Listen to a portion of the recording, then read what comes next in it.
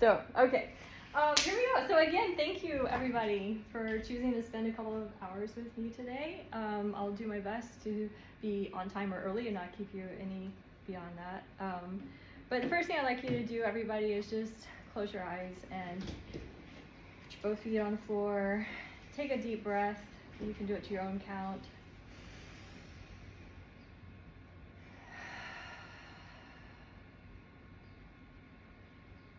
And come into this space, keep your eyes closed for now, and really appreciate yourself for what you're choosing to do for yourself and for your health today. If you can, take a minute and let your mind be clear and open to what we're going to talk about and learn today. I'm going to ask you a few questions just to think about. I invite you to keep breathing deeply. And first of all, consider, why did you choose to come here today?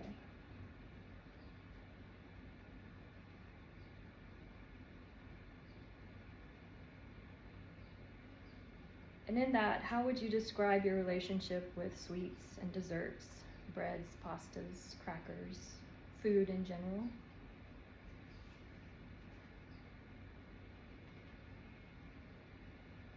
What are your habits around food like?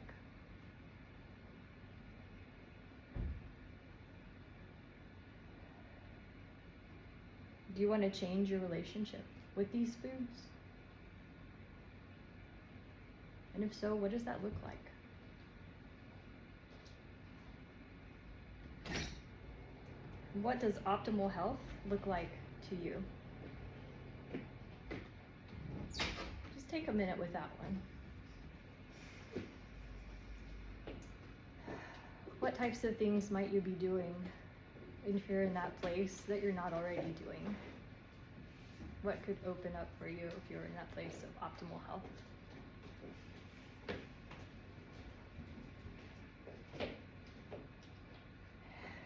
And lastly, what would you like to leave here with today?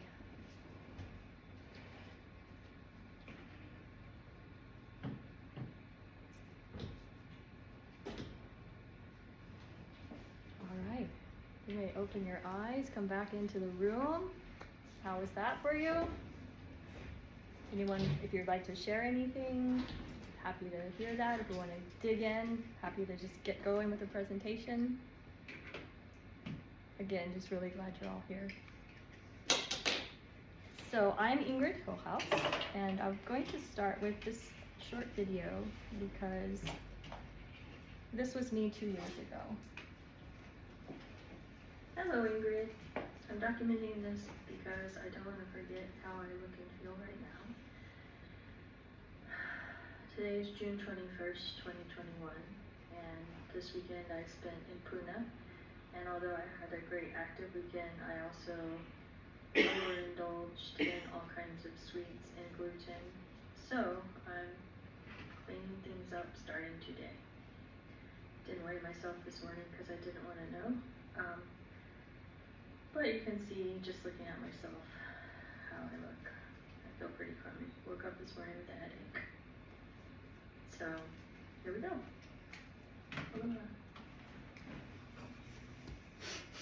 Oh, breaks my heart to see myself. My gosh, my aloha. So, oh my goodness. Let's see if I can get this thing to go away here. Might just have that on for a while. But anyways, so how did I get there, and how did I get here, and where am I now? So, you know, once upon a time there was a young woman who graduated from college as a petroleum engineer from Texas A&M University, went out into the world to live a life of her own. And I went out in the world without a lot of friends or close relationships. I had been drinking heavily in my early years, and I ruined a lot of relationships with bad behaviors and habits. And I had a lot of guilt and shame that I was carrying with me out into the world. And so with that, I go to work as this young petroleum engineer with my life ahead of me, and I'm determined to be successful and climb the corporate ladder and all the things. And for me, I was like trying to prove that I was good and worthy in the world. So I needed the next certification, I needed the next degree. I got an MBA, I got a professional engineering certification. I was always trying to know what exactly did I need to do to make it up the corporate ladder, and what was next, and what did I need to prove to show that I was worthy and valuable and all the things. And so in that, it turned out that I was in a male industry, right? So petroleum engineers. I was working in the oil fields of West Texas, also offshore, Gulf Coast, and that kind of thing. And so, perhaps combined with other things, I just had this whole thing of I've got to work extra hard to prove myself because I'm a woman in this industry. You know, everything I do is going to be scrutinized. So everything I'm going to do needs to be perfect. Now, whether or not this resonates as, you know, the professional career person or whatever, I think that many of us have those feelings of needing to do things perfectly and needing to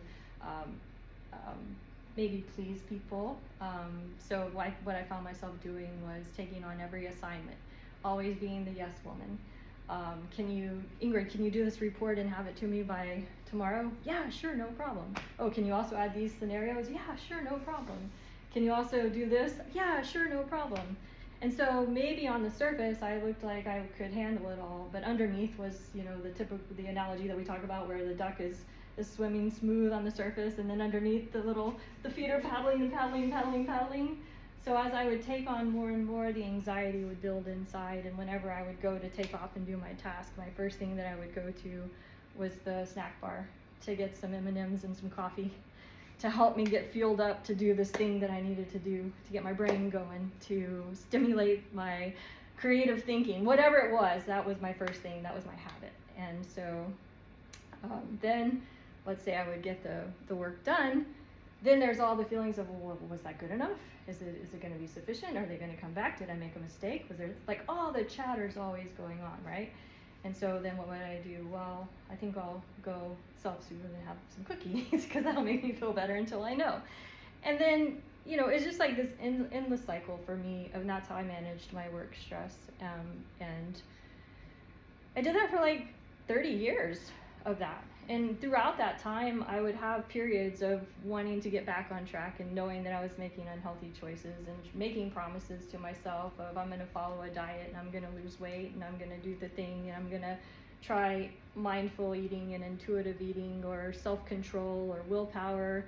And the thing was, it was like I could keep all my promises that I would make to everybody else, but I couldn't keep the promises that I was trying to make to myself when it came to this problem that I was having.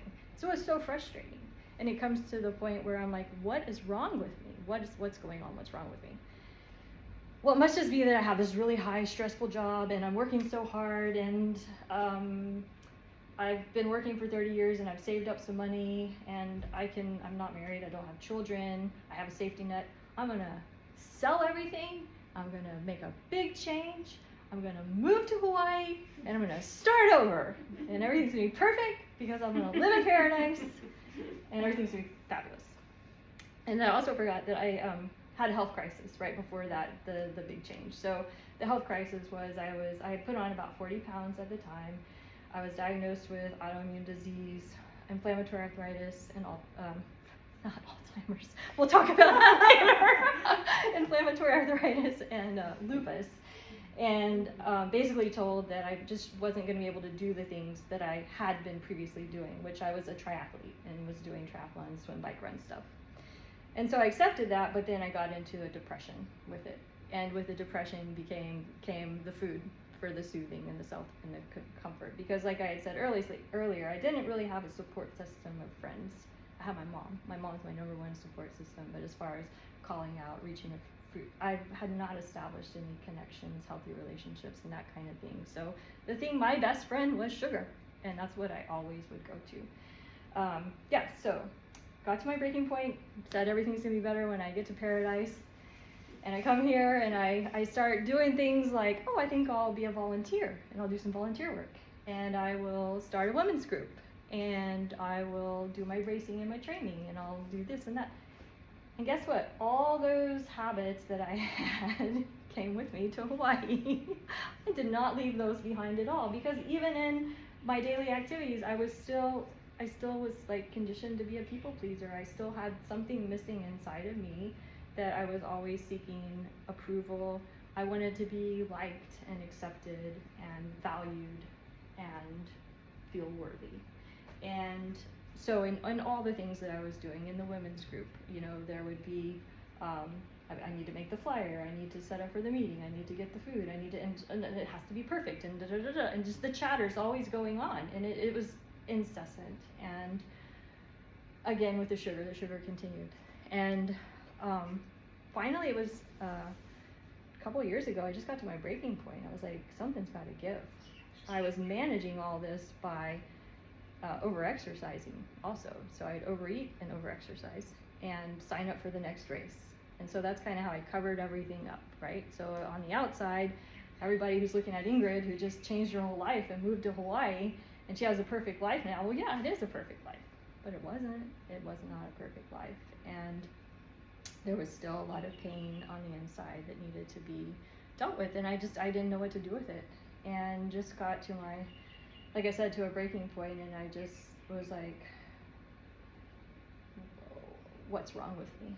And I Googled sugar addiction, because I finally I had heard about it, I read about it, I jokingly talked about it, but I decided I really needed to learn more about what was behind it all. And so that then started my journey. So over the past 2 years, I've been studying that and healing and helping other women and men, mostly women, also in that space. Not necessarily, I'm not saying everybody's a sugar addict. However, I am saying that I've learned a lot about what happens in our brains that causes us to have such a hard time when we try to stop. And why the things like what we've always tried, the willpower, the making promises to ourselves, the feeling of I can do all these other things in my life, why can't I stop this? Like, I learned that it's not our fault. And so that's what I hope to share with you today, more about that. So, get my little slides up. Does anyone resonate with any of that? Somewhat, not at all. Alright, let's get going. The slides are a little difficult to see, but I will do my best to explain them, and I don't know why this is not going away. That's the strangest thing. Alright, so what we're going to cover today, kind of like we had on the flyer, is what is sugar and how does our body use it? What happens when we eat too much of it? Why is it so hard to stop? And what are some solutions and tips for changing your habits? And I've already heard a couple of people hoping to leave here today with some ideas of how we can go out of here and be committed to trying something maybe different, some tools, some strategies, tips. So we'll go there. And if there's something I don't cover and you have questions, then we will also go through those as well. Okay, so what is sugar and how does our body use it? I don't want to go all super sciencey, but sugar's chemical structure is glucose and fructose bonded together. And while our body does use glucose to fuel our brain and our organs and our muscles, and we do have a daily energy need, we don't actually need fructose. And if for some reason we don't have any carbohydrates in our diet, our cells can use other fuel sources to fuel our bodies as well. So we can turn fat and protein into glucose as a last resort, because we do need some glucose to survive. But there's no recommended daily minimum or maximum on fructose intake, because a person doesn't need the sugar to survive. And this chart, I know you cannot read it, so I'll tell you what's on it, but the reason why I wanted to show it is because it shows the dark colored bars are sucrose, the pink bars are fructose, and the blue bars are glucose, and it's a bunch of foods across the bottom. So we have lentils and sweet potatoes and grapefruits and apricots and all the things. And the reason why I'm showing this is because all of our foods are, are healthy. Whole foods even do contain sugars, and we talk about that a lot when we're talking about sugar. So when I'm talking about kind of the more dangerous sugar is we're talking about added sugars, and also being aware and more aware of what fructose is doing in our body. And because what I wanted to show on this graph is that sucrose is actually a combination of glucose and fructose. That's our common table sugar, is both. And so all of those foods have their biggest chunk of the sugar actually contains fructose as well. And so the reason what's going on with fructose is it's the offending molecule when it comes to lighting up the pleasure reward system in our brain and giving us that feel-good feeling. There's a lot of science around that, and that's one fact that I wanted to put out there for you all. Something you might be curious about that we can talk about more at another time. But bottom line is that sugar occurs naturally in our foods. There's different types of sugars. Our body uses it in different ways, but we don't have to have it in our body to be fueled. We can get the glucose that we need from other sources. And we actually have a daily energy need, so we need to be fueled properly to perform in life. What happens when we eat too much sugar? So this little graph is from the American Heart Association, and it's talking about recommendations around added sugar. So the American Heart Association recommends no more than 6 teaspoons or 25 grams of added sugars in our daily diet, which is actually a lot. Yeah. This is just a little graphic, if you could see it up close. It's kind of my reminder of you are what you eat. So this one side is our, kind of processed foods and sugary treats and snacks and floury items and all those things, and this is the nice green healthy body filled with whole real foods, because we focus on whole real foods when we're changing our habits and trying to get rid of sugar out of our diet.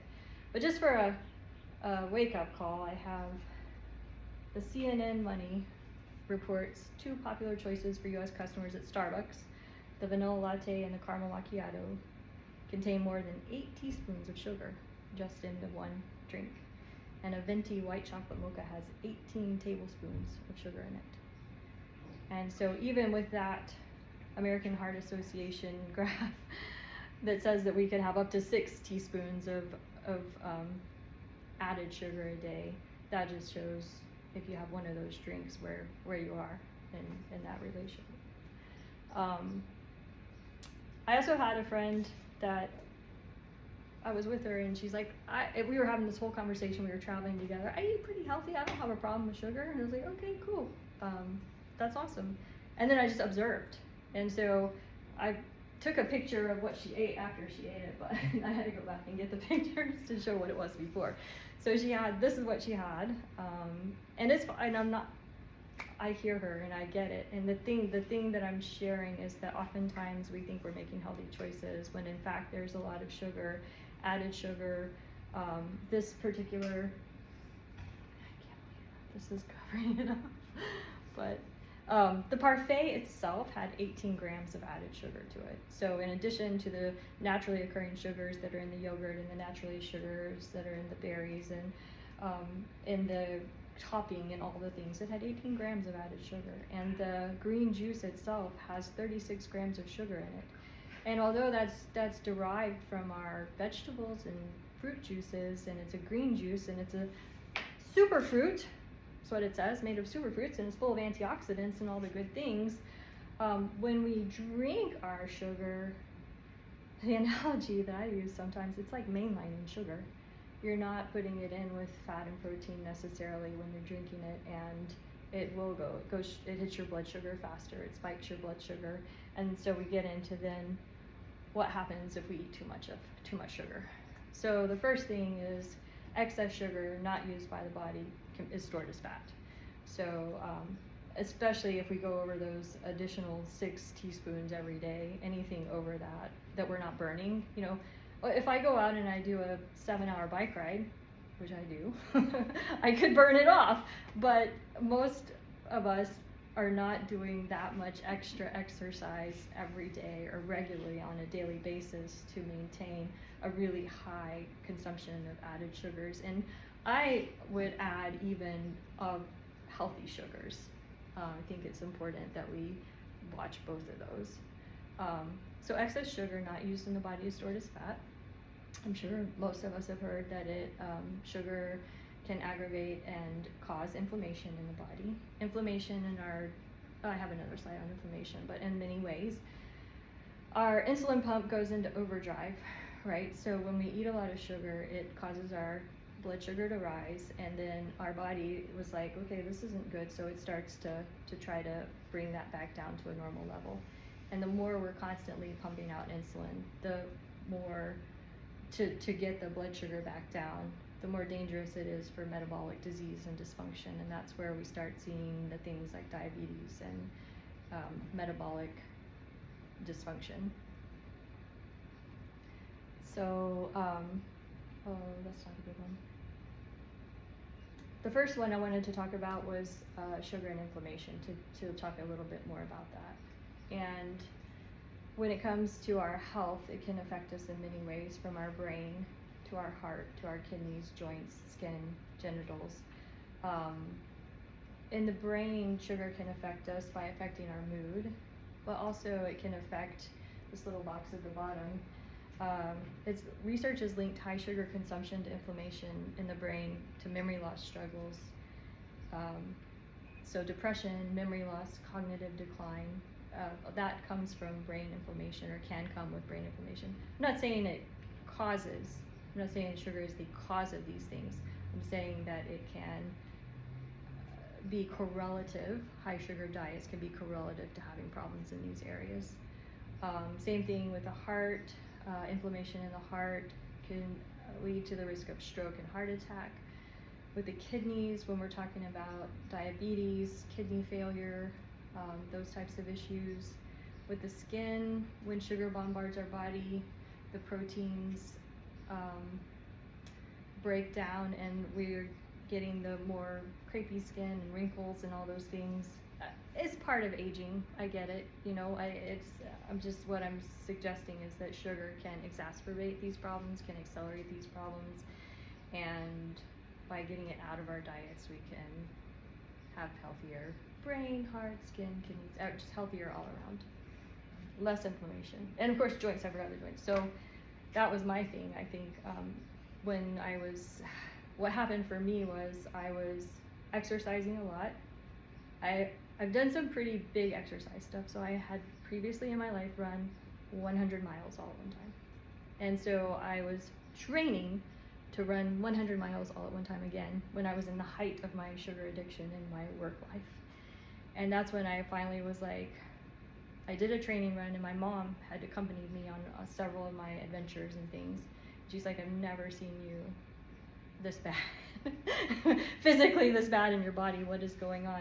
And that's when I was like, I can't do this anymore. Something's happening. And by the time I went to the doctor, it hurt to get out of bed. It hurt to stand on my feet hurt when I would just get out of bed first thing in the morning.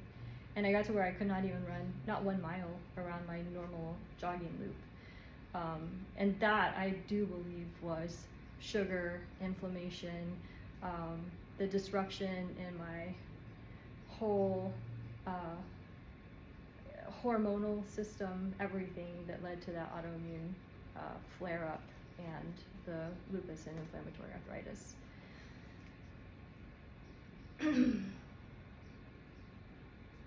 The next really big one that I want to talk about is diabetes, metabolic syndrome, and the connection with sugar, diabetes, and diabetes, type 2 diabetes, now something you might be hearing of called type 3 diabetes, which is Alzheimer's, dementia, and early cognitive decline.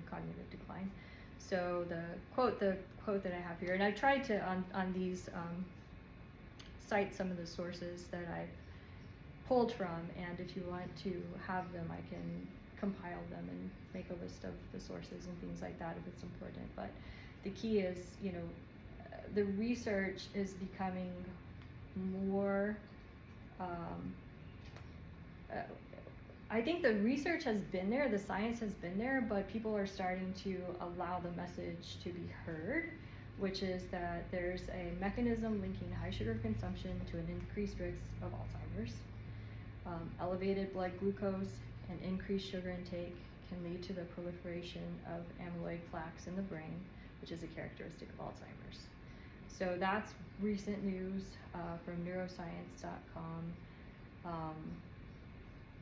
Also, I've been attending several Quit Sugar summits over the past couple of years. I've listened to several speakers who are clearly in this field.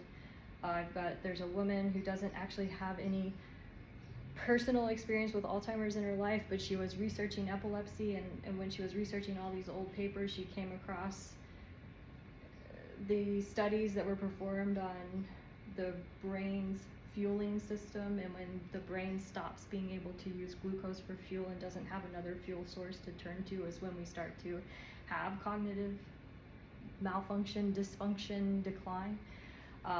And so she was very adamant about teaching our brains to use other fuels, and that's where things like ketones and the ketogenic diet and things like that for brain health come into the picture. That's all down the road. The key is that to be aware that high sugar consumption, metabolic dysfunction, inflammation of the brain, like all these things are linked, and kind of the underlying foundation of it that kind of goes back to my picture of what you are, what you eat, is sugar, you know? It may not be the thing that's causing it, but it's definitely fueling and keeping it, allowing it to develop in our bodies. The other one, gosh, I can't even read it. People in the early stages of type 2 diabetes have signs of brain dysfunction. One study's participants showed high levels of insulin resistance and a reduced ability to use glucose to fuel normal brain function. So again, when we go back to how do we use sugar in our body, we use it to fuel our brain. Well, when things start breaking down in our bodies and we can't use that fuel anymore, then what happens, and what are our choices? And if we don't do something, then we, you know, could have dementia, Alzheimer's. Does anyone have that in their families or dealing with that right now? Or it hit home with me personally because my mom is but my grandmother has dementia. My paternal grandmother had diabetes and Alzheimer's and died of congestive heart failure in the end. But I just saw how her lifestyle habits may have contributed to where she ended up. And I see my father repeating those patterns. It breaks my heart. And also it breaks my heart because I think that there's so much information out there that suggests that we have so much more control over it than we might think we do, if we think it's all genetic predisposition or already predetermined and we're going to get it or we're not going to get it, which I think maybe where my father is. I don't know. And there's nothing he can really do about it now. I think, you know, I'm trying to spread the message that we can save our brains, we can heal our brains. And even the studies are showing now there are survivors of Alzheimer's. There are people that have reversed cognitive decline. There are studies that actually show that is possible. It's not only with diet, there's all kinds of protocols, but it's also not with the traditional pharmaceuticals that we're seeing given by our Western medicine doctors. It'd be like a protocol of maybe 12 steps of maybe starting with diet, but also clearing your body of other toxins, also making sure that you have good blood oxygenation so that your brain has plenty of oxygen when you're sleeping, so that your brain doesn't start shrinking just because of a lack of oxygen. There's the whole protocol, there's 12 steps. The protocol is called RECODE, and I can give you some more information on that. The doctor is Dr. Dale Bredesen. If you started doing research on it, and as I did because my mom looked into that, and then we started looking at some of the other doctors, there's several other doctors that have other protocols that are different. Bredesen also recommends a bevy of supplements. And so I got the Audible book of the first survivors of Alzheimer's, to hear people telling their actual stories of reversal of cognitive decline, and some of them are a little overwhelming in the amount of supplements and things that they began taking, but they're all like nutritional therapeutic supplements. It's not like, it's like, super doses. What they're doing is like super doses of vitamin D's or, those kind of things, but just not the toxic pharmaceuticals. But in spite, and with that, there's just so much we can do with our diet and lifestyle that, and I'm sure you may have also seen things like, keeping your brain active, playing brain games, doing puzzles and things like that. There's all of that. Healthy movement, even things like going for hikes and walks and things that challenge you to use your balance and your muscles differently. Your Pilates, things where you're doing multiple, movements together. It's all great for our brain health, and I think that I could get on a soapbox about that, but I think I'll move on from that one. But it really hits home that there's a lot more we can do. And also cancer. So that's another area where there's so much research and evidence coming out. And just as you can Google how does sugar feed cancer, you will also see things that say sugar does not feed cancer, and you'll also see things that cancers get fed by lots of things, and that is true. So it's all true and meaningful. However, and I will say that sugar doesn't cause cancer, but I do believe, as the diagram shows and as this slide shows, that cancer cells have more insulin receptors than normal cells, and they grab onto glucose faster. And so if you're going to be putting sugar in your body, they're going to go to those cancer cells, and the cancer cells will grow. Different types of cancers, I think, have preferential fuels.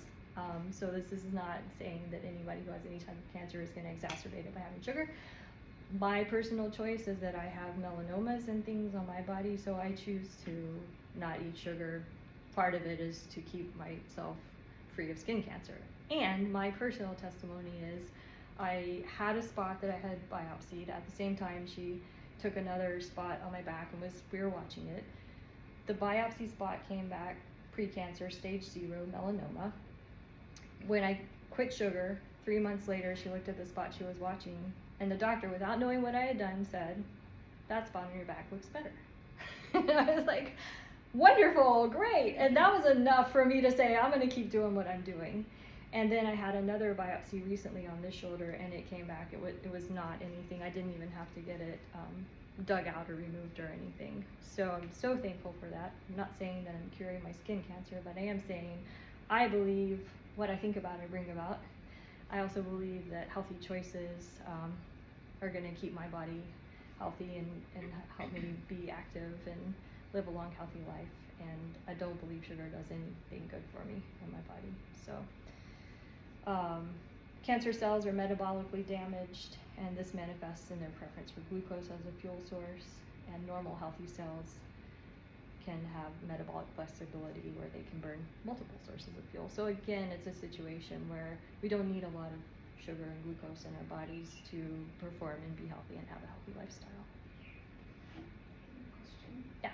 The lactic acid, is that from milk, like lactose? No. In this case, it's talking about our body's production of lactic acid, but not from consumption of milk, like lactose or yeah. Okay. So, I think I knew a lot of that stuff. I read a lot of articles when I was in my fight with sugar, and I knew that I had skin cancer stuff. Like, I had other things biopsied on my body over time. I knew that my grandmother had Alzheimer's and dementia. I didn't actually know so much about that connection, but I knew that it was inflammatory and all the things. And so despite knowing how bad it was for me, and knowing what I enjoyed doing, like exercise and all those things, I couldn't stop. Like I said, I went through these cycles, right, of let me try this diet, let me try this technique, this worked for so-and-so. I'll do Whole30, I'll do paleo, I'll promised myself I'll go 100 days at New Year's, 100 days without being bad, and then I'm gonna reward myself with a dozen cupcakes because I love cupcakes and I haven't had them for 100 days. I'm not gonna have one, I'm gonna have a dozen of them. That was my insanity. And what I learned and what I want to share really is that it's so hard to stop because it makes us feel good. And that's not, we're not making that up. And I think we know that, but why? Why does it make us feel good? The food industry knows that it makes us feel good. There are food scientists that their job is to create foods that make us want more of the foods, the combinations of sugar, fat, and salt. So it's not, some cases it's not sugar alone, but definitely the sugar lights up our brains, pleasure reward system in a way that is akin to using certain drugs, which is why I put that image on the flyer, which you can't see here very well because of the microphone, but basically showing that the sugar brain and the cocaine user brain is both lit up. There's this study that I have talked about before. Oreos are as addictive as cocaine. Now, this one came out in 2013. I knew this in 2013. I've been knowing about it all this time. It's fascinating to read about the little rats that you give them a choice of this or that, and they go for the sugar. You know, and yet, even in that space, it didn't give me enough science, I guess, to allow myself to make the leap from saying, oh, just it's kind of joking, to really taking it seriously and going, there's really something going on in my brain, as this little brain, because I had my other drinking problem that I had, right? So I maybe have a tendency to go overboard with things. I also ran 100 miles. I don't know. Maybe I have a tendency to go overboard sometimes. So maybe it's possible that it's not my fault, that I can't stop this. Maybe it's that my brain, the amygdala, my pleasure reward system gets hijacked. Maybe it's because I've been using sugar for so long that now I need more sugar to get that same feel-good feeling that I used to get from a little bit of sugar before. Maybe it's not my fault. And I think once I learned that, I kind of said, okay, there's some other people that know this information. Let me go see how they have found a way out of this. Before I get into that, just want to do a reminder. Like I said, sugar's in everything, and maybe it's not my fault, and being exposed to tiny doses of it all the time can have our brain kind of always being a little bit stimulated. And so you could Google it yourself, these 75 different names for sugar, or just, any list of different names for sugar. But when you start looking at the labels of things, and these are going to be hard to read, but the ketchup has 4 grams of added sugar in 1 tablespoon of ketchup. 4 grams of added sugar. On the ingredients these were Wheat Thins. Not my favorite cracker, but I was like, I need to find a thing of a cracker, so Wheat Thins came to mind. Whole grain wheat flour, vegetable oil, sugar, cornstarch, malt syrup from corn and barley, yada yada yada yada yada. The light buttermilk ranch dressing pad, white vegetable oil, cultured buttermilk, distilled water, sugar. It's turning up in the top 5 ingredients and everything. The Jif, I put that on there because it was shocking. It was like peanuts and sugar was in Jif. In the middle, this is red kidney beans. You guys, I was having a salad. I was gonna put some beans on it. I stopped and looked at the label. Prepared red kidney beans, water. What you can't see right here, the word is sugar, and then dextrose. Beans, water, sugar, dextrose, and black kidney beans. They had to put sugar in kidney beans to make us eat them. That's kind of, and this one is pistachios. They're salt and pepper pistachios. And on the ingredients, you've got salt, pepper, sugar, onion powder. Seriously, I I couldn't even believe. I was like, these are salt and pepper pistachios, and it's salt, pepper, sugar, onion powder, garlic powder, sugar. It's in everything, you guys. So it makes sense that we pay attention to it, that our taste buds don't like things unless it tastes sweet. Even if it's just little bits here and there, it's enough that over time, if we don't shift out of having these things, our taste buds are always going to be kind of craving it, or things aren't going to taste right or good if we keep having the sugar to enhance the flavors. So what do? Now what? What do we do now? So I got this little ones, be kind and be curious and be you. So what do I mean? One of the first things is when you're having the need for sugar, when that's happening, are you hungry? Is a question you can ask. Is it just a habit? Is it a time of day kind of thing? Is it, we always go get ice cream after we go to church, or we always go get cinnamon rolls, or every day after dinner we have dessert, or, sometimes it could be a habit. Or is it a craving? Is it something happened and you're just feeling like, you know what, I just need some chocolate right now. I don't know what's going on, I just need some chocolate. So I think that's one of the first things we can do, is try to figure out if where we are in that space. Then what can we do to get out of it? So some people are really successful with distraction techniques. And what I mean by distraction techniques are the things that you hear sometime of, drink some water, see if it'll go away. Take a walk, maybe it'll go away. Call a friend, maybe it'll go away. Play with your pet, turn on a podcast. Something to take you out of that for a moment and shift what you're doing. If you're inside, go outside. And sometimes the craving will go away.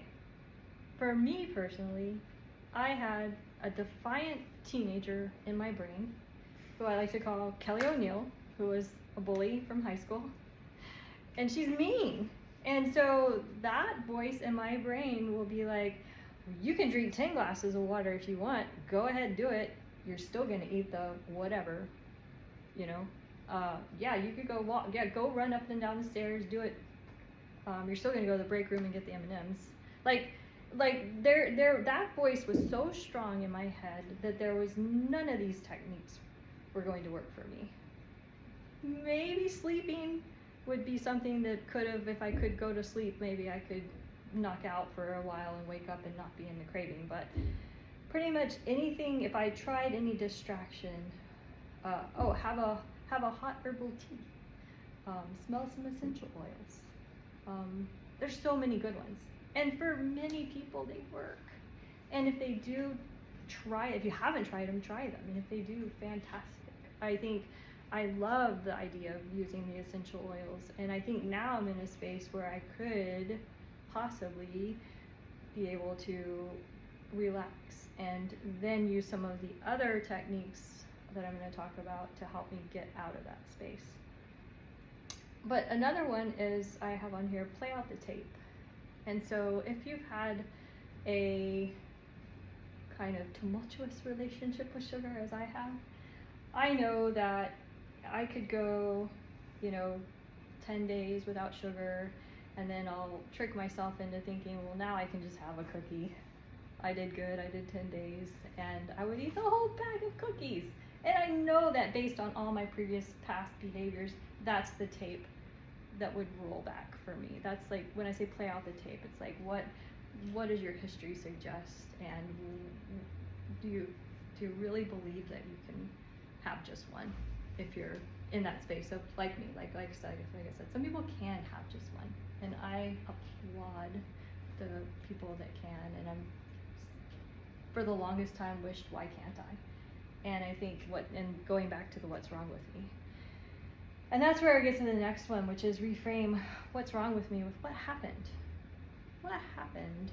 that's causing me to feel this way right now. So if I go all the way back to the beginning, and I'm thinking about my work situation when I'm saying yes and being the yes man and people pleaser and all the things. What happened was I didn't have healthy boundaries. I didn't say what my needs were. I didn't give myself the time and the space to be able to, you know, realistically do the work that needed to be done. In many cases, from what was going on with me, oftentimes it's that those events triggered the cravings, but I never took the time to try to figure out what was going on behind there. And then, you know, outside of that, what happened, I have some ideas. Am I stressed? Am I bored? Am I angry, sad, overwhelmed, procrastinating? You know, when I work with people, it's very interesting that oftentimes they will tell me that they went off the rails and had a snack or something, or not a snack, but something. And I will say, well, what was going on that day? And they will say, well, I don't know.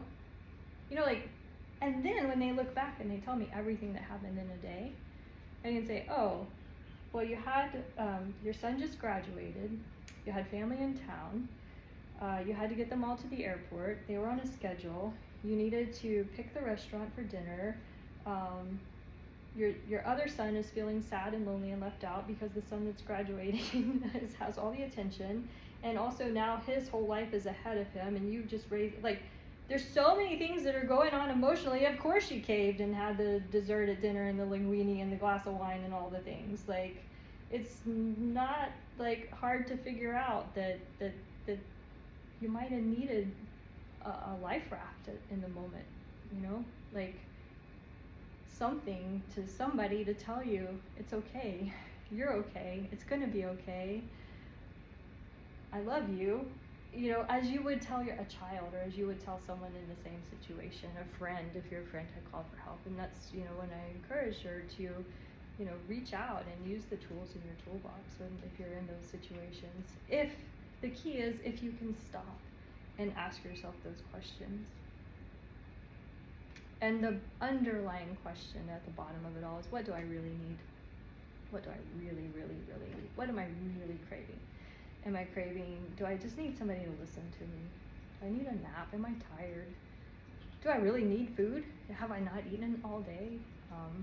There's something there, if we can ask ourselves that question, we might be able to find a place where it's not the food that we need, it's the feeling that we get from having the food. And what is that, and how can we get it in another way?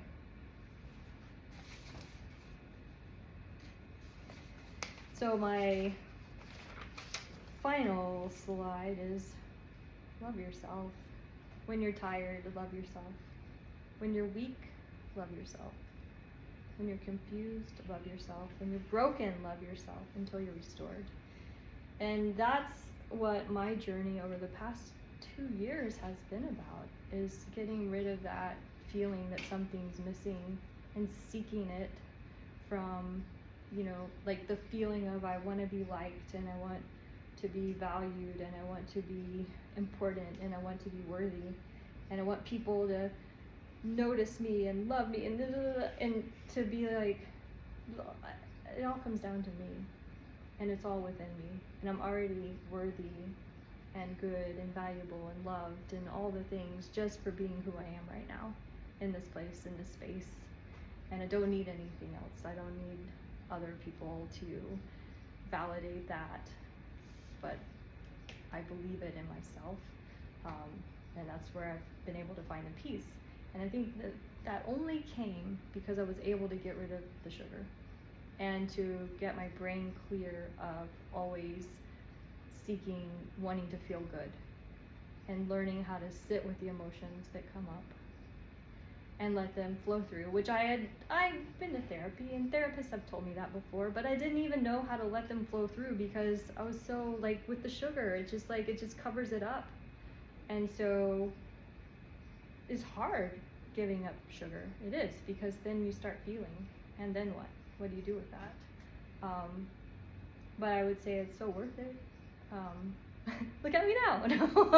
But from where I was to today, and to really genuinely feel like I can show up how I am, where I am, and be like happy and vibrant, and also I can express my needs and say no sometimes.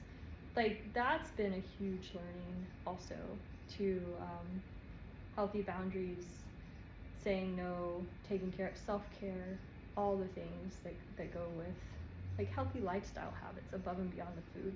For me, it started with the food. It started with, I gotta lose these pounds again. I'm gonna sign up with Emily.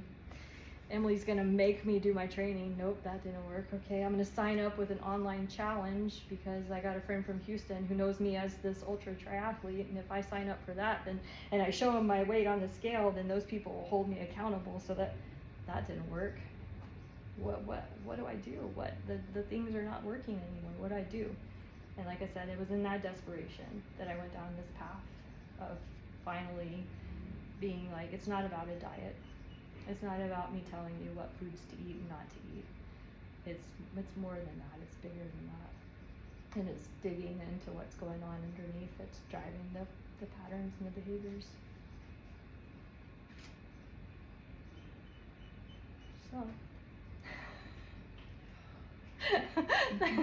So, oh, where's the hope? The hope is the hope is, like I said, it's so maybe a little bit more is, what did I do? What did I actually do? Yeah. And what I would like to preface that with is that we're all different, unique, and what works for me doesn't work for everybody. I don't think everybody in the world is a sugar addict. I don't think everyone responds to sugar the same way I do. For me personally, the approach was to focus on 3 meals a day with no snacking, to get out of the habit of snacking, because for me, that running for something was usually not a hungry thing. And so to learn how to eat 3 meals a day with whole real food, and be satisfied in the meals and know that I was fueled for the day. And then if I had a craving, to sit with it and be like, I'm not gonna snack. I gotta figure this out. I'm not gonna snack because I know I had the foods that I need. It's not hunger. So what is it? So that was one thing, get away from snacking. And another thing, the other thing was focusing on whole real food. And so avoiding foods in boxes, bags, and cans. And that's kind of a fun game to play if you can. If you have the time and resources to shop and shop the perimeter of the grocery store and stay away from the cans and the bags.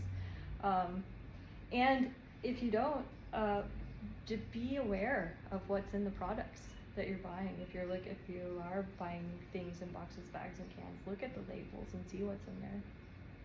For me also, it was sugar, flour, and wheat.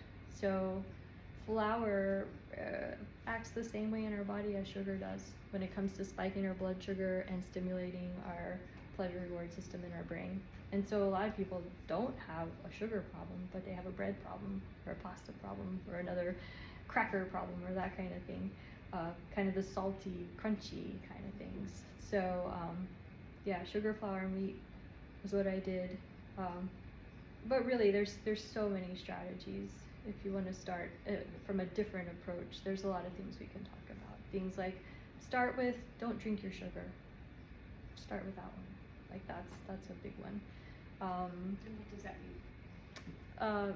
Expand on that. Green juices, vanilla lattes, sugary drinks. Any if you drink soda water, pop, Cokes, Dr. Peppers, that's your drinking sugar. I'm not talking about smoothies necessarily. So like just pure, energy drinks, sweetened teas, all those kind of things.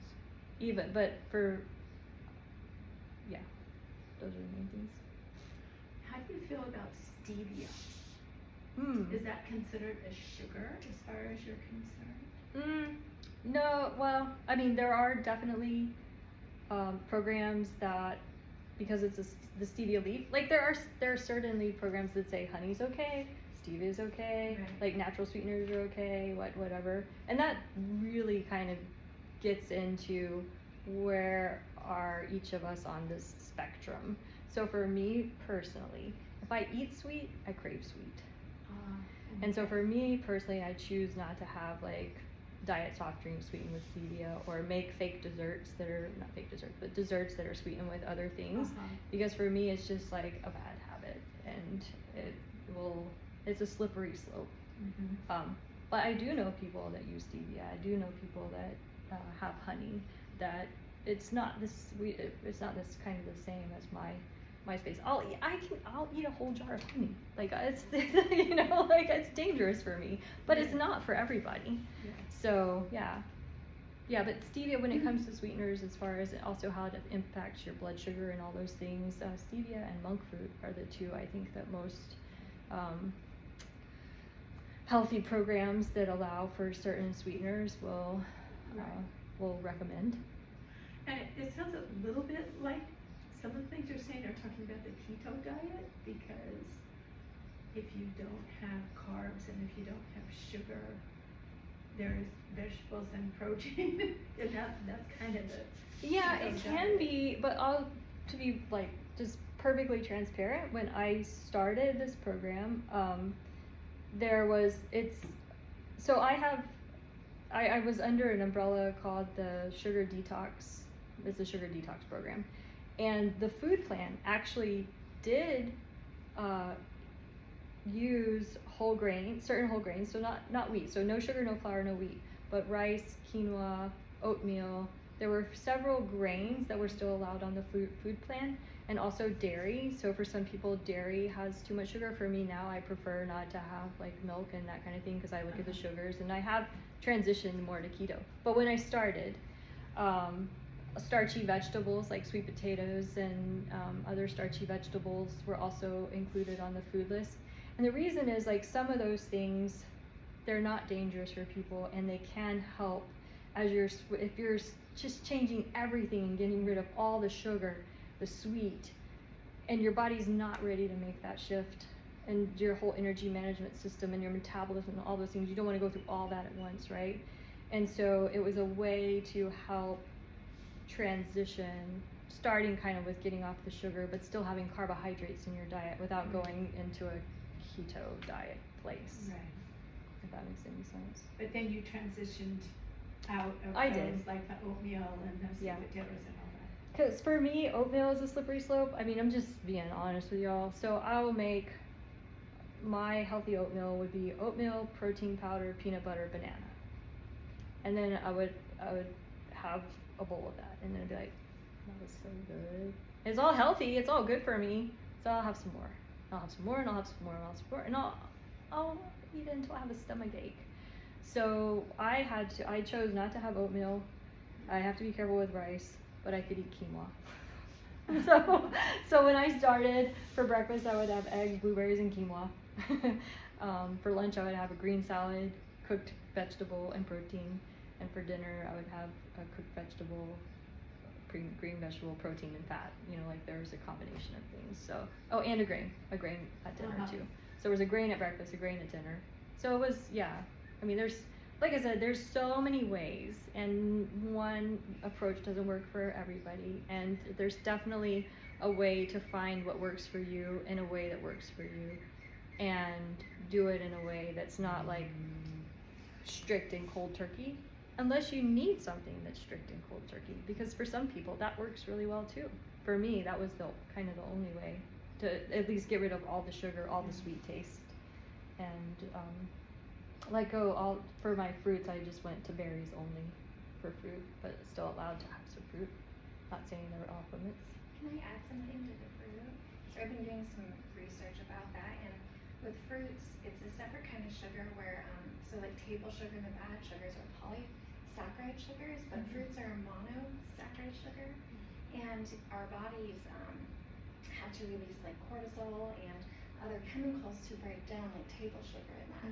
But with fruit sugar, because it's only mono, it, your body doesn't have to work so hard, so it doesn't spike your blood sugar levels as if it were a carb or something that's like combined more sugar, like the graph you had. Mm-hmm. Yeah. Interesting. So the fruit sugars are good compared, yeah. Yeah, because I've heard people who are really into having actually they don't want any Yeah. sugar in their bodies. They're like, oh, papayas have a lot of sugar, bananas have a lot of sugar. I don't know, I think maybe berries don't have as much sugar as some of these other things. That's what I tend to do, is try to eat more berries. Yeah. But it's hard to know. Yeah.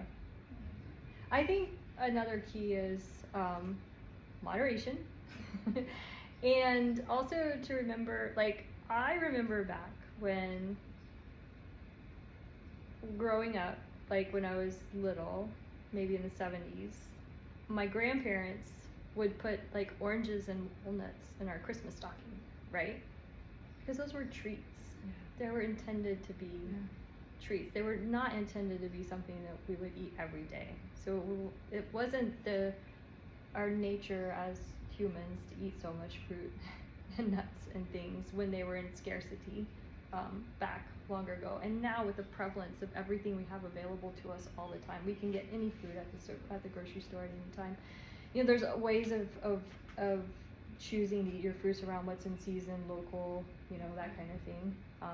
That works for some people. You know, the USDA food pyramid has kind of been myth busted. There's plenty of there's lots of stories about, like, if you there's a whole YouTube that I really like about, is fruit good or bad for you? And at the end, it's up to you. You know, like what do you choose to how do you choose to use it? But I think the caution is that nature wants us to be fat when it comes to fruit. Fruit was intended to be used before the winter to build fat stores so that you could go through the winter in hibernation and use your fat and then, you know, get on with life. And also you're running around hunting and gathering and all the things and being active, and there's just a lot behind kind of the evolution of how evolutionally we used fruit, and then where we are now with the prevalence and availability of it, and then how we now possibly overconsume it because we've been told you can eat 5 to 8 servings a day. And my preference would probably be not to eat 8 servings a day of fruit, but that's just me. Different stroke for different, and also there's a lot of things around your blood type. So that's one thing that I've looked into, blood type diets and what types of foods are better suited for O's to A's. So the theory behind it, which again you can myth bust this, but part of the theory behind it is that O's is the universal blood type, and it's like kind of the most ancient and most well suited for a paleo type diet where you're having more meats and less carbohydrates and that kind of thing. And then all the way through the spectrum of kind of as people evolved and moved to different regions of the planet and things did what they did, if you believe that, you know, the blood types then changed and developed over, you know, the years of evolution. And so A's from this theory are more well suited to be vegetarians. Not saying that every type A blood type person is a vegetarian or that it even works well for them, but it's just a theory and something to try out if you're curious or just wondering what might work for you. That's an interesting book. It's been out for a long time. Blood type diet, Yeah. right? And Eat right for your blood type. eat right for your blood type, and it totally. It's kind of like the Nails me. naturopathic, many naturopathic doctors well into that. That's Yeah. what I've noticed. Yeah. I think there's a lot to it. I had some blood microscopy done where they took blood and put it under a microscope and then said, oh, looks like possibly your proteins aren't being synthesized perfectly fabulously in your cells, you know. And I'm like looking at this, okay, there's my cells and there are these little triangular things, and that's what they mean by your protein synthesis could be better. And so they said, well, you might try, you know, shifting your proteins from, in my case, I'm a B, I don't know if I can't remember if I'm positive or negative, and chicken was not on my preferred protein list, and I was eating more chicken, and turkey was on my preferred protein list. So I shifted, just made a tiny shift. And things like lamb were on a good protein for me, and maybe salmon or something that I was eating more of was not. So I play around with a lot of things. I experiment with things. I try to find what feels good in my body. I think at the end of the day, that's what it comes down to. And I also believe, and I should say this, that you don't have to do one thing forever. And I think there's a value in switching things up also and trying things. When you do find something that works, maybe you do that for several months and then try something different and see how that feels in your body. Because like I was sharing with Deb, I did the Eat for Life. I was completely vegan, and I felt actually fine in my body.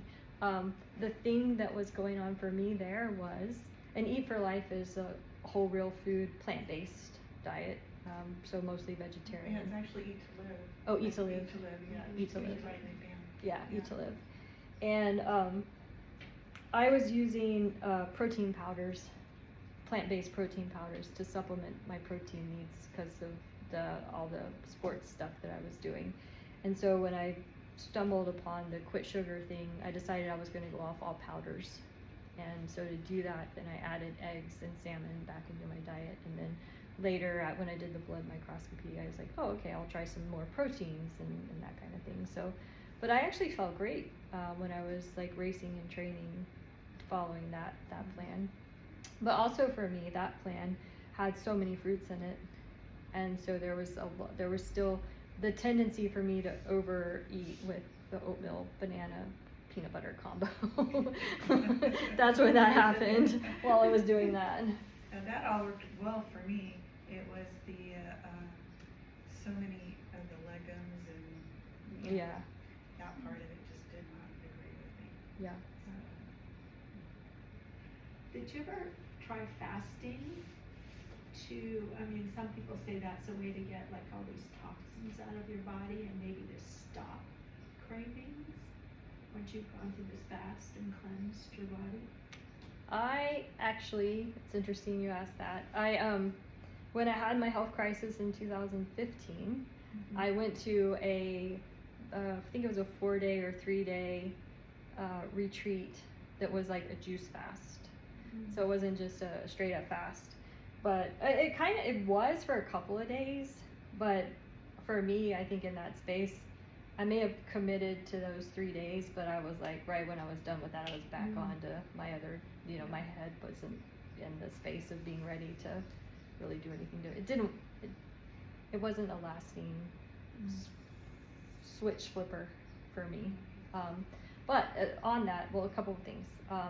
During that retreat is when I first started learning about the healing power of foods, superfoods, and how to heal your life with from the inside out kind of thing.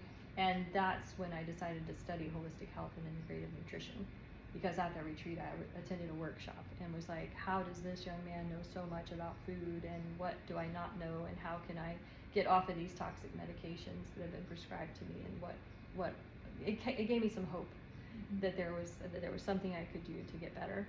And then getting back to the question about just kind of what I know about fasting, intermittent fasting, I do that regularly. So like try to go 16 hours between my last meal and my first meal. Right, like an early dinner and then maybe a late breakfast, that kind of thing. Yeah. But there, especially even when it comes to the cancer and what I was talking about, sugar, and that all cancers need something for fuel, whether it's sugar or other things.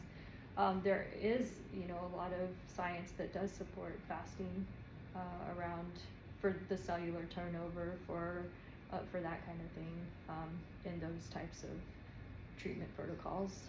And so as far as fasting for autophagy, fasting to let your tired, weary, unhealthy cells die off, I do believe the science supports that. I haven't tried it.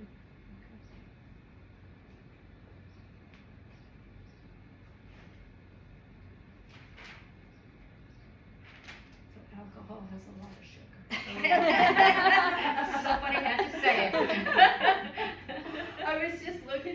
picture of you. I'm not saying I don't know whether you're drinking alcohol then, but I'm just thinking about my daughter who stopped drinking. And she went, I mean, her skin, she didn't really do anything else.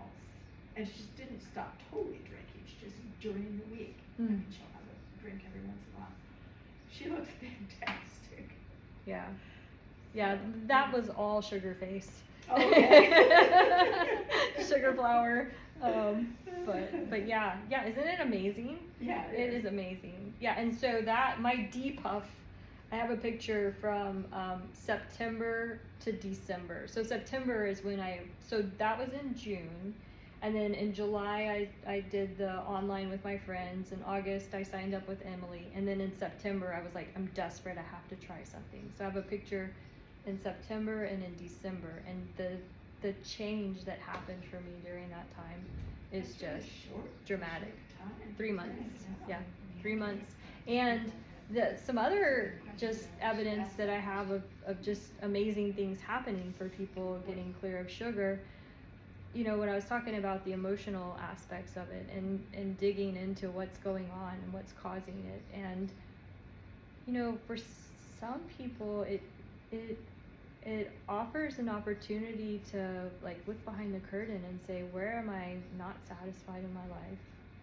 What do I want less of and what do I need more of? And now I believe in myself enough to be brave and courageous and take the steps to change.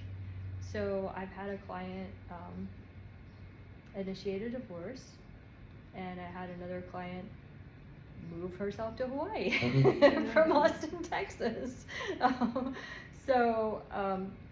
Big shifts can happen for finding really joy and fulfillment and peace in life. And it doesn't have to be big shifts like that. I'm just saying that when you get out of the space of stuffing everything down and open up the door to really honoring what's going on with you and what's kind of seeking what's out there for you and what is your purpose and mission and all those things. Like it can be a beautiful, really beautiful experience and opportunity. How do you honor yourself when you've got 2 other people in the house that you're cooking for that do not want to eat what you're eating? I mean, I did that for that 1 month. I cooked separate meals, but I have tried hard to introduce like quinoa and things into my family's diet, and it goes right in the garbage. I mean, Maybe we could take a look at what they like and Just, see what do they like. they're pretty much, I would say, they're like meat and potato guys. I mean, if my husband eats salad more than once a week, that's too much. But meat and potatoes is fine. Yeah, it just, They could do that. Just don't eat the pizza. no, that's usually once a week too. the Well, once a pizza. week isn't bad. No, I just, I mean, I've tried to, introduce better vegetables and, steamed and, like green beans. My husband will eat them out of the can, but if I cook them fresh, he's not crazy about it. Yeah. It's how he was raised though, to him, that's his comfort Yes, food. yes. Yeah, Yes. They aren't good in a can. Yes. They're good fresh too, but. But I mean, like he would eat the one, but it's like he curls his nose up at the Yeah, other. at the fresh. Yeah, so stuff like that it's hard to juggle a menu that you can cook for other people and cook healthy for yourself too. They're lucky you're cooking for them. Well, That's what I have introduced the berries though. It's funny because the last probably a month or so, I just started buying all of Costco's berries, and I make little individual bowls for them, and I put them in the fridge, and then my husband will just grab them. I'll say, "There's fruit for you," and he'll grab it and have that with like a bagel or a slice of banana bread or something. But he didn't even used to do that, but he's doing that now, so kind of a little bit better. Okay, one step. That's good. That's the hard part, is trying to find something that it doesn't make it so too complicated to do and to keep up. Because I mean, now in the situation I'm in now, so I was on my own and I just totally got to take care of myself all the time. Now I have another person in my life, but we're pretty good about, like, we will grill, and so we'll grill 2 steaks, 4 hamburgers, 3 chicken breasts, and then that's what we'll eat during the week. And if he wants to take a bun and make it into a burger, then he does that. And if I want to put it on a salad, then I do that. I mean, so like protein, that's pretty, hopefully kind of easy Yeah. with your family. Yeah, that would be fine. Although, like tonight, we're having marinated teriyaki chicken. So it's in a marinade with white rice, and green beans. Green beans. From the We I can't. actually have fresh green beans in my car out there. but yeah. So when you say chicken, are you just cooking it or are you marinating it? In this case, we're just cooking it, but we have talked about like getting a little, spicing it up a little bit. Like I love chimichurri sauce, so a simple cilantro, parsley, vinegar, olive oil, garlic, like that works great for me. And it's not like there's no sugar, you know. Yeah, 'cause teriyakis got sugar. Yeah, there's some like kind of Asian style marinades that I like that are like shoyu, or I use tamari, apple cider vinegar, garlic, lemon, and olive oil, or avocado oil, either of those. So it is possible to come up with some tasty marinades that are not so sugary, but. And then in the case where you've got the teriyaki chicken and the white rice and the green beans. Well, you could add a salad for yourself and forego the rice, or steam up a bag of cauliflower rice. I do that. You I have actually like had- your rice, and they can have their I rice. salad in my hand and I put it down. Yeah. You know, without having to double everything. Right. But to give yourself a couple of healthy choices, even if they're going to choose to, because I mean, rice isn't hard to make, and if they're going to choose to continue to eat that, then you know, so be it. I think it's possible. Yeah, it's funny they say that they want to watch what they eat, but Yeah. And then fish, salmon, poke, all that kind of stuff yeah, is great. I have a hard time with the poke because I don't like raw onions. So that eliminates a lot of foods here. Yeah. So I What else? Just sashimi. No, that's fine, but Yeah.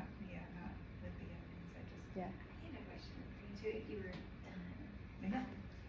So how, like, getting off the sugar, did you go through a detox period, like where you felt sick, like you hear like the keto flu, and how long did that take for your body to recover, and like the inflammation and the joints and? Yeah, good question. For me, okay, so I will say I chose to quit sugar. Well, I mentioned already that I'm an athlete. I do athletic stuff. And so I was actually training a friend to do the Ironman. And it was when the Ironman was canceled here because of COVID. But she was Big Island resident and had been in the lottery since 2019. And she was determined to do it on the day that it was supposed to happen, no matter what. And I was like, okay, I'm going to do it with you. And I'm going to quit sugar a month before. And I don't know how I'm going to do this, but there's never a good time to quit sugar, right? Because that's another thing that often happens. Well, should I quit sugar because graduation's coming up? Should I quit sugar because, it's about to be Christmas? So I'll wait until after. There's never a good time. So I was like, okay, there's never a good time. I'm going to give this a go and see what happens. And so for me, when I quit sugar, like I alluded to earlier, the body's energy management system has to start shifting as well. And so that's why a lot of people experience detox in different ways. People do have bad headaches. I also went off caffeine at the same time, sugar and caffeine. And so that could be headaches, mood. It's suggested that if you're going to do it, like quit on a Thursday, because your symptoms will be the worst, like on a Saturday, Sunday. So if you work all week long, maybe you want to prepare to have some downtime or not have some high stress responsibilities while you're going through it. But different people have different symptoms based on the severity of their use, kind of, is what we've come to find during this. You know, so if you're like I was, because I was exercising so much, I could eat a whole, you know how at Sac and Save they make tiramisu cakes, like bar cakes? I could eat a whole one of those and then scoop out all the guts of a custard pie, because I don't eat the crust. Right. And so my usage was really high, and so despite that, I didn't have the really horrible. Like I wasn't physically sick. It was mostly fatigue for me. Were you, because you were an athlete, was your metabolic state in better shape though than like someone who didn't work out Possibly and then so. ate all that? Yeah. And then, Possibly, but at the same time, then I couldn't exercise. Like I was so lethargic. I mean, I was really tired and lethargic, and it was a struggle then to try to start running again. Like my body felt really heavy, even though it was like technically I was deflaming, right, and depuffing and all the things. But it was kind of like being in, like trying to get through cement at times. Like my body was just heavy. do you think the tiredness from the no caffeine or a combination or from the sugar? I'm gonna go with probably the sugar The first. Sugar first. Okay. And just the body just being like, yeah, used to having so much fuel, and then also for me to be on the go as much as I was. Yeah, so the more what happened was I quit sugar, but I gave myself permission to, if I needed to, when I did the thing with my friend, to be able to go back to using my sports gels and goos and stuff like that, because that was another part of my addiction. Like there's a lot of people who do sports that are say, oh, I can't stand those goo things, those are sickening to me. I'm like, ooh, I want to ride my bike so I can eat Is it them. like glucose things? Yeah. Yeah. But as it turned out, I used one. So it all worked out fine. It didn't derail me, and I was so committed to being off sugar that after we did the thing, I was like, I'm having salmon and greens and salad, and I'm not having a dozen cupcakes, because that is not going to do me any good. Yeah, did your lupus get better? Yeah. So Yeah, now so I all had that- test clear. I Oh, know my anti-nuclear awesome. antibodies and all that, because I had another flare up just before I started this. That was the other thing. I was like, oh, I'm 50, and it's gotta be my hormones. That's why I can't lose weight anymore. And so I got all my labs done, and I had told my doctor that, oh, and by the way, I had this autoimmune thing, and so she reran the whole autoimmune panel. And she's like, it's perfectly normal and fine. I don't know. It's like it does not look like the same person that had this result And when how I long did. did that take for you to, when you quit sugar, to the test? I would say that's probably within 6 months. Oh wow. Yeah. That's awesome. I mean, I don't know when the reversal happened. But within a 6 month Yeah, timeframe, because I that's never- really great.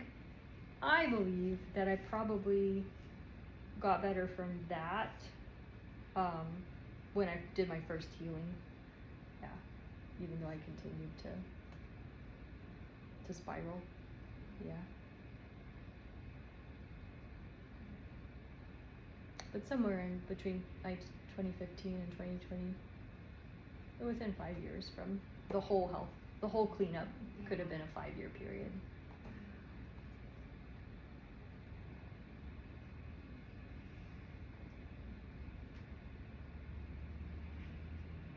It's almost like there should be a support group. Or, I mean, because it's kind of like a battle, because there's so much sugar in everything, and people always tease me because I'm looking at the label